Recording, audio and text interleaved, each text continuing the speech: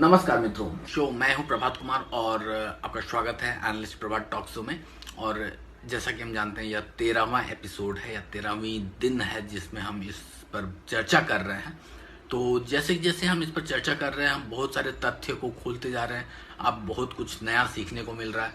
तो इसी प्रकार आज का जो यह सेशन है इसमें हम लोग इस बात पर प्रकाश डालेंगे कि अगर हमें इन्वेस्ट करना है किसी कंपनी में और हम चाहते हैं कि किसी कंपनी का, अगर बहुत सारे कंपनी का मेरे पास डेटाबेस है या फिर बहुत सारी इन्फॉर्मेशन है जो कि हमारे सामने है या पेपर में लिखा हुआ है बहुत सारे कंपनी का इन्फॉर्मेशन, और उसमें से देख करके हम किसी कंपनी में इन्वेस्ट करना चाहते हैं, तो किस तरह की कंपनी को सेलेक्ट करना चाहिए इन्वेस्ट करने के लिए। और जब बात हम इन्वेस्ट करने की कर रहे हैं तो यह मानकर चले कि हम इसमें लॉन्ग टर्म की तरफ सोच रहे हैं।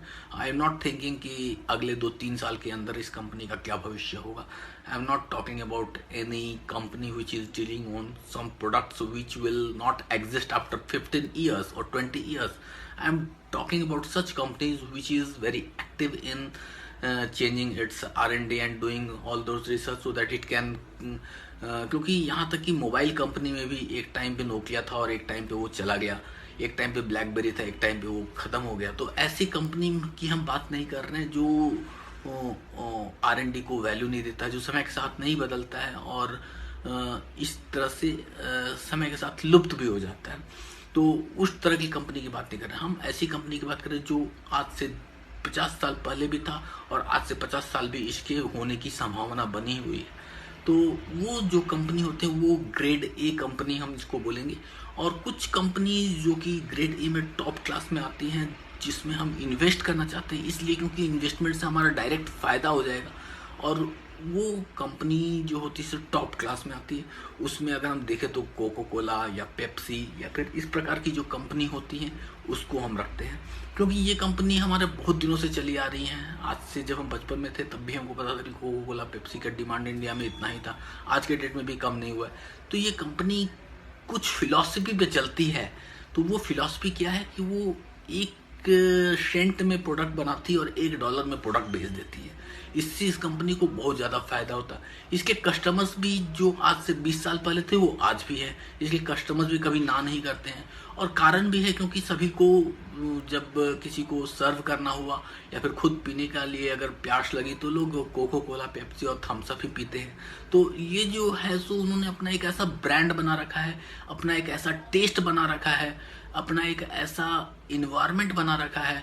इनमें ना तो कोई R&D का खर्चा पड़ता है ज़्यादा और ना ही कुछ, बस इनका एडवर्टाइजमेंट से सारा काम निकल जाता है। तो ये जो कंपनी हुई एक तरह से हम ये नहीं कहेंगे कि बहुत अच्छी कंपनी और बहुत अच्छी काम बना रही है, लेकिन जो भी है इन्वेस्टर्स के लिए तो ये बहुत ही अच्छी कंपनी है। और इन्वेस्टर्स अगर इन कंपनी में पैसा लगाते हैं तो इनका रिटर्न आने का प्रोबेबिलिटी बहुत ज़्यादा हाई रहता है।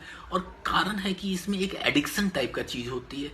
ये कुछ गलत चीज़ भी नहीं है जो कि हमारा अल्कोहल से रिलेटेड है, लेकिन फिर भी इसमें एक एडिक्शन टाइप की चीज़ होती है जो कि इसके टेस्ट के कारण होती है। तो जो लोगों को मन में भा जाता है और जो लोगों के अंदर दिलों में जगह बना लेती है, तो उस तरह की कंपनी का एक अलग ही वैल्यू होता है। तो उस तरह की कंपनी से आप स्टिक कर सकते हैं इन्वेस्टमेंट के पॉइंट ऑफ व्यू से भी, क्योंकि हम कहते हैं कि जब हम इन्वेस्टमेंट करते हैं तो इमोशन को वैल्यू नहीं देना चाहिए, लॉजिक को वैल्यू देना चाहिए।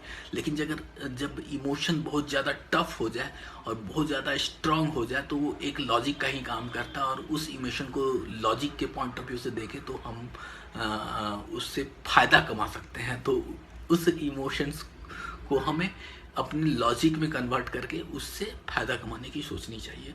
तो that's what I can say कि ये टायर 1 कंपनी हुई एक तरह से जिसमें हम बिजनेस कर सकते हैं। तो इसी के साथ मैं आज का यह सेशन ख़त्म करता हूँ और रेशियो एनालिसिस के कुछ टिप्स पे मैं फिर से आऊँगा नेक्स्ट सेशन में, और उसमें बताऊँगा कि रेशियो एनालिसिस के आधार पे हम किस तरह से सर्च कर सकते हैं कि कौन सा कंपनी बेटर होगा। तो आज का सेशन तो जस्ट मोड के आधार पे मैंने किया कि किस कंपनी को हम best just by their name and originality we can filter it out and then we can invest. So that's all. Thank you.